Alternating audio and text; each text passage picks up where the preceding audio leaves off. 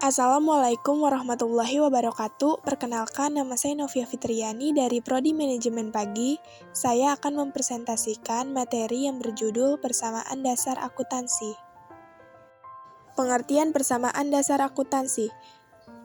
Persamaan dasar akuntansi adalah suatu persamaan yang menggambarkan posisi aktiva, hutang, dan ekuitas yang diakibatkan adanya transaksi yang terjadi pada perusahaan. Persamaan akuntansi menerapkan prinsip akuntansi yang menggunakan catatan berpasangan atau double entry system sebagai dasar pencatatan. Persamaan akuntansi menunjukkan sumber ekonomi atau aset yang digunakan untuk mendapatkan keuntungan pada kegiatan usaha dan juga menunjukkan klaim atau hak atas sumber ekonomi tersebut, yaitu liabilitas dan ekuitas. Kegunaan persamaan dasar akuntansi. Kegunaan persamaan dasar akuntansi antara lain untuk menggambarkan bahwa sebuah transaksi itu mempunyai pengaruh sedikitnya dua golongan rekening atau untuk mengetahui perubahan unsur atau posisi keuangan perusahaan, yakni untuk mengetahui perubahan posisi harta atau aset, hutang atau liabilitas, dan modal atau ekuitas perusahaan. Rumus persamaan dasar akuntansi. Rumus pertama. Rumus dasar tentang akuntansi secara matematis dapat dirumuskan sebagai berikut. Aktiva sama dengan hak kekayaan. Aktiva sama dengan hutang ditambah modal, atau aktiva dikurang hutang sama dengan modal. H sama dengan harta, yaitu semua milik atau kekayaan dari suatu perusahaan. U sama dengan utang, yaitu kewajiban perusahaan terhadap pihak lain. M sama dengan modal, yaitu hak pemilik perusahaan. Rumus kedua, H sama dengan U ditambah M ditambah P dikurang B. B sama dengan biaya pengorbanan untuk memperoleh penghasilan. P sama dengan pendapatan adalah pertambahan aktiva perusahaan. Harta bersaldo normal di debit atau bertambah, dan jika dikredit berkurang, sedangkan pendapatan bersaldo normal di kredit atau bertambah, dan jika di debit berkurang. Biaya pengurangi modal, sedangkan pendapatan menambahkan modal. Unsur-unsur persamaan dasar. Aset. Aset adalah semua sumber daya yang dimiliki perusahaan yang digunakan dalam operasi perusahaan. Karakteristik umum yang dimiliki oleh aset adalah kemampuan untuk memberikan jasa dan manfaat di masa mendatang. Subkelompok aset adalah sebagai berikut. Yang pertama, aset tetap. Yang kedua, aset lancar atau current asset. Yang ketiga, investasi jangka panjang. Yang keempat, aset tetap tidak berwujud. Dan yang kelima, aset lain-lain. Aset tetap. Aset tetap atau fixed asset adalah kekayaan perusahaan yang pemakaiannya dalam waktu lama atau lebih dari satu periode akuntansi. Aset tersebut digunakan dalam kegiatan normal perusahaan serta mempunyai nilai material atau relatif besar nilainya. Contohnya, tanah, gedung, bangunan, mesin-mesin, dan kendaraan.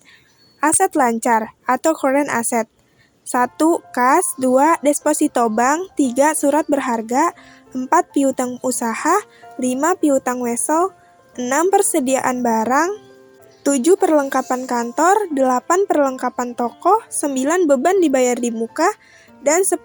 Pendapatan yang masih harus diterima. Aset tetap tidak berwujud. 1. Goodwill.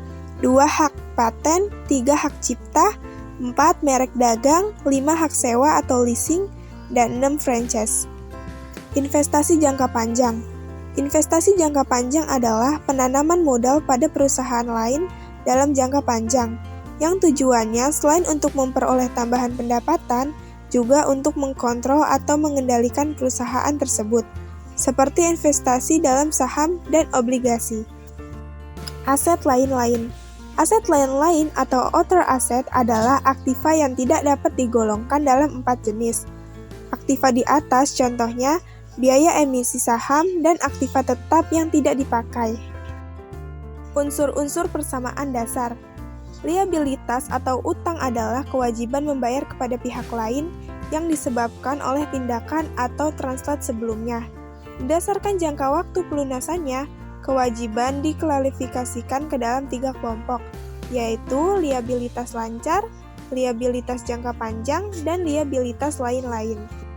Unsur-unsur persamaan dasar. Ekuitas atau modal equity adalah hak pemilik atas aktiva perusahaan yang merupakan kekayaan bersih atau jumlah aktiva dikurangi kewajiban. Ekuitas terdiri dari setoran pemilik dan sisa laba yang ditahan. Pendapatan dan beban. Pendapatan adalah penambahan jumlah aktiva sebagai hasil operasi perusahaan secara bruto. Pendapatan diperoleh karena adanya penyerahan atau penjualan barang atau jasa atau aktiva lainnya dalam satu periode. Pendapatan dibedakan menjadi dua kelompok, yaitu pendapatan operasi. Pendapatan operasi adalah pendapatan yang diperoleh perusahaan dalam rangka kegiatan utama penjualan bagi perusahaan dagang. Pendapatan non-operasional.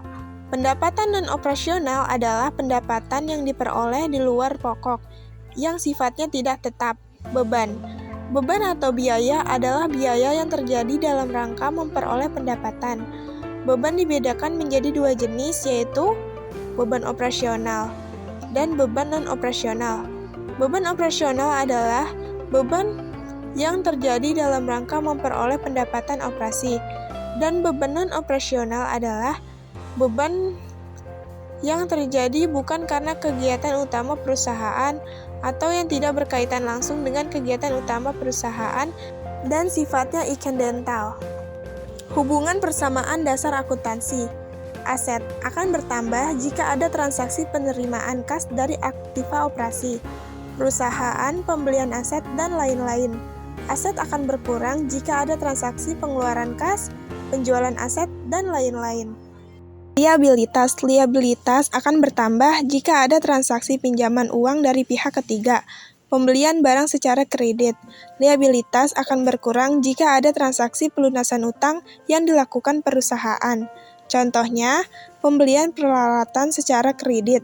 Liabilitas bertambah dan aset atau peralatan bertambah.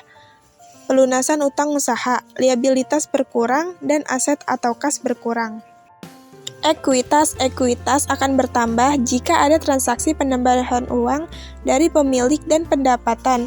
Ekuitas akan berkurang jika ada transaksi pemilik pengambilan uang untuk keperluan pribadi atau PREV, dan adanya biaya. Ekuitas dipengaruhi oleh unsur-unsur sebagai berikut: 1. Pendapatan, 2. Investasi, 3. Beban-beban, 4. Penarikan untuk keperluan pribadi atau PREV.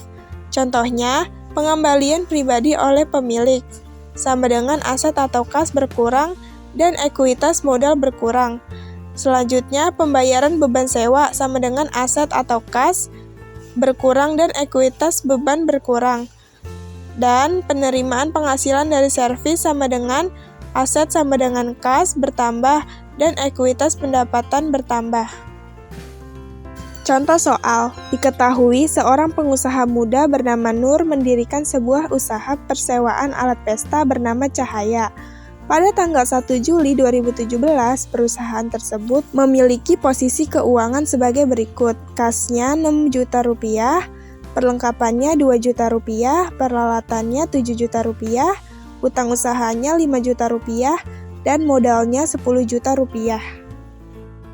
Transaksi yang terjadi selama bulan Juli 2017 di toko Cahaya adalah sebagai berikut.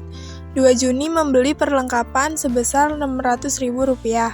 Kasnya berkurang Rp600.000, perlengkapannya bertambah Rp600.000. 4 Juni membayar beban listrik Rp400.000. Kasnya berkurang Rp400.000, beban listriknya berkurang Rp400.000. 11 Juni membayar sewa gedung Rp500.000. Kasnya berkurang Rp500.000, sewa gedungnya bertambah Rp500.000. 13 Juni menerima pemasukan Rp2 juta. Kasnya bertambah Rp2 juta, modalnya bertambah Rp2 juta. 17 Juni membayar utang sebesar Rp500.000. Itu kasnya berkurang Rp500.000, hutangnya berkurang Rp500.000. 18 Juni membayar beban telepon Rp300.000. Kasnya berkurang Rp300.000, beban teleponnya berkurang Rp300.000. 20 Juni menerima pemasukan Rp3.500.000. Kasnya bertambah Rp3.500.000, modalnya bertambah Rp3.500.000. Total aset Rp19.300.000 dan utang plus modalnya Rp19.300.000 dan hasilnya balance.